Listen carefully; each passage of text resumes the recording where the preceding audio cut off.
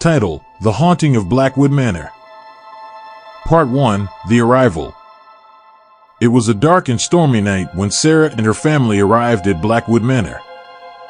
They had inherited the old mansion from a distant relative they had never met. As they drove up the winding, overgrown driveway, the imposing facade of the house loomed in the distance, barely visible through the thick sheets of rain. The moment they stepped inside, an icy chill gripped them. The air was damp and musty, and the ancient wallpaper peeled from the walls like the skin of a long-dead snake. The house creaked and groaned as if it were alive, its time-worn wooden floors echoing with the ghostly footsteps of a bygone era. Part 2: Unearthly Occurrences. As the weeks passed, strange occurrences became a nightly routine for the family. Whispering voices echoed through the halls, even though they were alone. Objects moved on their own, and shadowy figures seemed to lurk in the corners of their vision.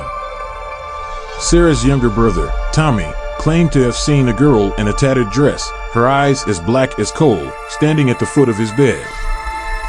Sarah, determined to uncover the truth, delved into the manor's history. She discovered that it was built in the 18th century by a reclusive inventor named Jonathan Blackwood, rumored to have dabbled in dark arts.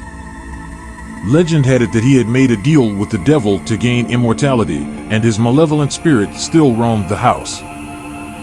Part 3: The Seance.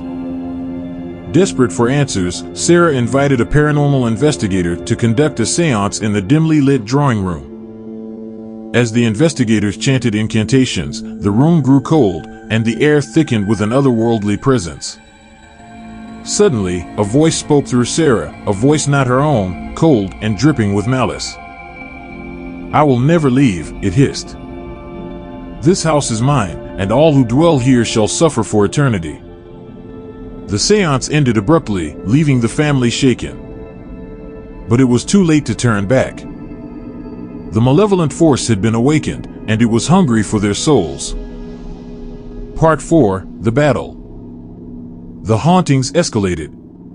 Sarah's parents grew weak and pale, their eyes haunted by the relentless torment of the spirits.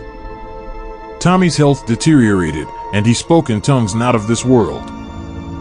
Sarah herself was plagued by nightmares, reliving the horrors of Blackwood Manor's dark past. Determined to break the curse, Sarah sought the guidance of a local witch. Together, they devised a plan to confront the vengeful spirit of Jonathan Blackwood. Armed with ancient spells and talismans, they entered the heart of the mansion, where the malevolent force was at its strongest. Part 5: The Exorcism. In the dim candlelight of the chamber, Sarah and the witch began the exorcism. The air grew heavy, and the walls seemed to close in on them. The spirit of Jonathan Blackwood materialized before them, a twisted, wretched specter. With every incantation and gesture, the battle raged on. The spirit fought back with all its might, unleashing a torrent of fury. But Sarah and the witch stood firm, their determination unbreakable. Finally, as the first rays of dawn broke through the windows, the spirit let out a blood-curdling scream. It writhed and contorted before dissipating into nothingness, leaving behind only a lingering, eerie silence. Part 6: The Aftermath. With the malevolent spirit banished, the family slowly began to recover.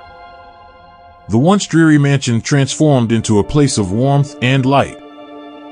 The nightmares ceased, and the hauntings became mere echoes of the past. But Blackwood Manor would never be truly free of its dark history. It stood as a solemn reminder of the horrors that could lurk within the hearts of men and the shadows of old houses.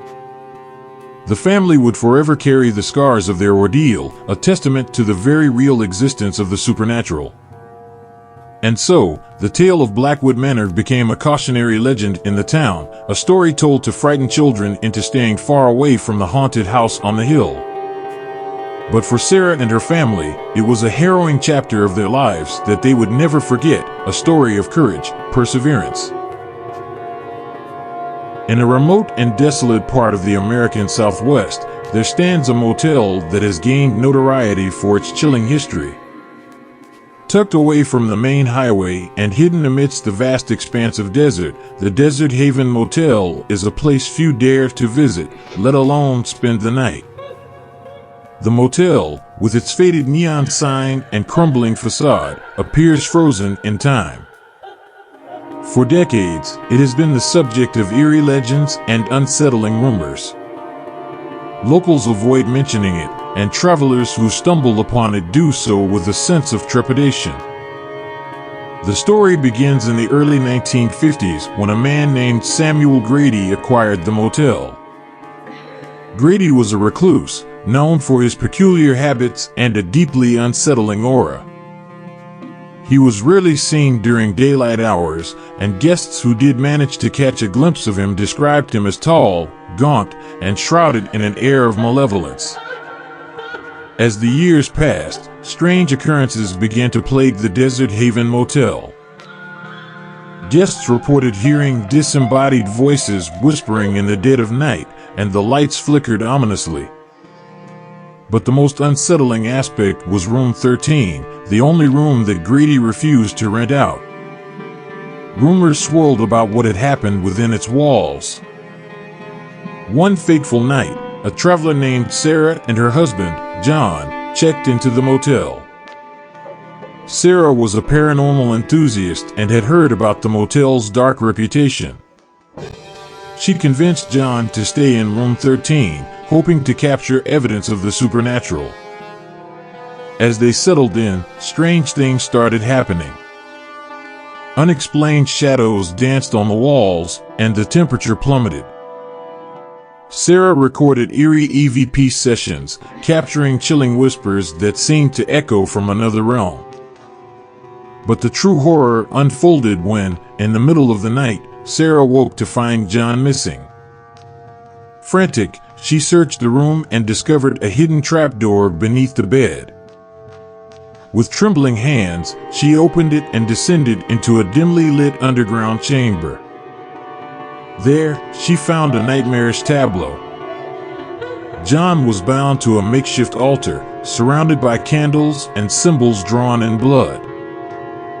Samuel Grady, clad in a tattered robe, stood over him, muttering incantations in a language unknown to Sarah. The air was thick with an otherworldly presence, and Sarah realized they had stumbled upon a malevolent ritual. In a desperate bid to save John, Sarah confronted Grady. A terrifying struggle ensued, during which Grady's true nature was revealed. He possessed unnatural strength and an unholy resilience. Sarah managed to disrupt the ritual, using a hidden dagger she had brought for protection. Grady let out an otherworldly scream and vanished into thin air, leaving behind a cloud of sulfurous smoke. Sarah and John fled the motel, never looking back. They reported the incident to the authorities, but the Nightmarehaven Motel had vanished, as if it had never existed. Room 13 was never found, and the motel's sinister legacy endured. To this day, those who dare venture into the desert tell tales of a cursed motel that appears only to the most unfortunate souls. The Nightmarehaven Motel remains a disturbing and terrifying enigma, a place where the boundary between the living and the dead is blurred, and the true nature of evil lurks in the shadows. The vanishing guests. In the small, isolated town of Blackwood, there stood an old, decrepit motel called the Whispering Pines. It had a sinister reputation among the locals, who claimed it was cursed. The motel had changed owners numerous times, each leaving in a hurry, as if chased away by some unseen malevolence. One stormy night, a weary traveler named John arrived in Blackwood, desperately needing a place to stay. With no other options in sight, he reluctantly checked into the Whispering Pines. The front desk clerk, an elderly woman with haunted eyes, warned him to be cautious and to lock his door at night. John dismissed her words as mere superstition and headed to his room. It was a dimly lit, musty space that hadn't seen renovations in decades. As he settled in, he noticed an eerie silence that seemed to envelop the entire motel. Hours passed, and John was awoken by strange noises coming from the room next door. He heard whispers, faint cries, and the shuffling of feet. An unsettling feeling washed over him as he strained to make out the words. It was as if the voices were trapped in some dark, otherworldly conversation. Summoning his courage, John knocked on the door next to his. The voices ceased immediately. No one answered. Feeling uneasy, he returned to his room and tried to sleep, but the eerie sounds persisted throughout the night. The next morning, John decided to investigate further. He approached the front desk and inquired about the guests in the room next to his.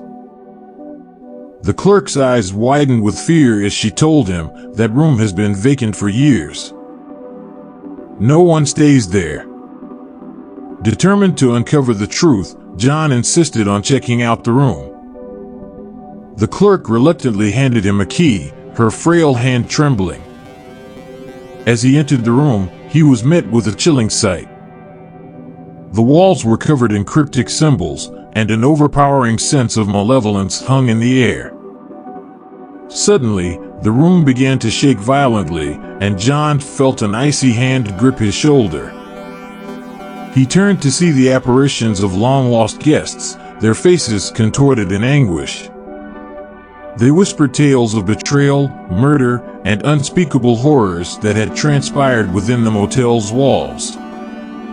Terrified, John fled the room and left the whispering pines behind forever. He could never erase the horrifying memories of that night from his mind. The motel remained a dark secret, a place where the past and the present intertwined in a never-ending nightmare.